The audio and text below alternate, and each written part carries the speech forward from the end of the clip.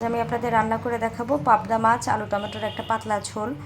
তো সেটা কিভাবে রান্না করছি দেখতে থাকুন এবং সঙ্গে থাকুন। তো এখানে একটি ফ্রাই প্যান নিয়েছি, এখন ফ্রাই প্যানটিতে পরিমাণ মতন তেল দিয়ে দিচ্ছি। এখন দিয়ে দেব পেঁয়াজ কুচি,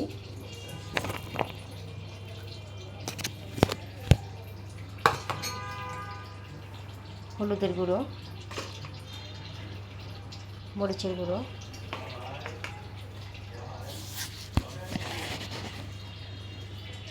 জিরা পেঁয়াজ রসুন বাটা,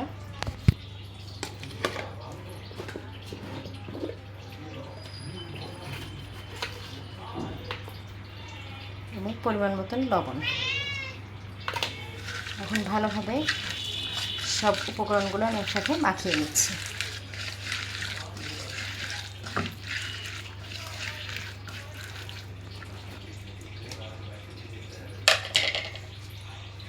এখানে কেটে নিয়েছি আলু টমেটো এবং কাঁচামরিচ, এগুলো দিয়ে দিচ্ছি।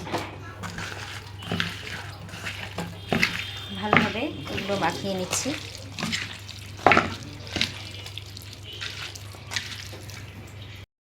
খুব সুন্দর করে মাখিয়ে নিয়েছি, এখন দিয়ে দিচ্ছি মাছ।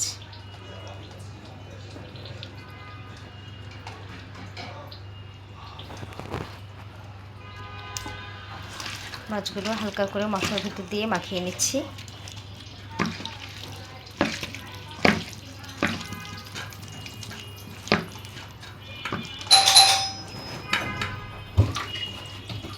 এখন আমি পরিমাণ মতন পানি দিয়ে দিচ্ছি।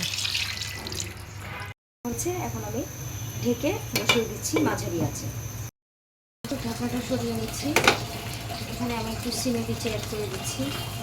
ভুলে গিয়েছিলাম, যে কারণে সময় লাগলো দিতে, মনে ছিল না যে বাসায় সিমে পিচে আছে। ঢেকে দিচ্ছি, সরিয়ে নিচ্ছি, নেড়ে দিলাম। এখন একটু ধনিয়া পাতা দিচ্ছি।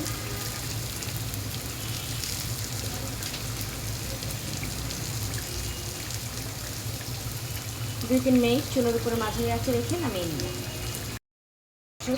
2-3 মিনিট রেখে আমি ঢাকনাটা তুলে নিচ্ছি। দেখেন একটু নেড়ে দিলাম সুন্দর করে। এটা স্যুপ তৈরি হয়ে গেল আমার মজাদার পাবদা মাছের পাতলা ঝোল। এভাবে তৈরি করে আপনারা খেয়ে দেখতে পারেন, ইনশাল্লাহ মজা লাগবে। ধন্যবাদ সবাইকে আমার ভিডিওটি দেখার জন্য। বেশি বেশি ফলো দিয়ে আমার সঙ্গে থাকুন। ধন্যবাদ। আসসালামু আলাইকুম।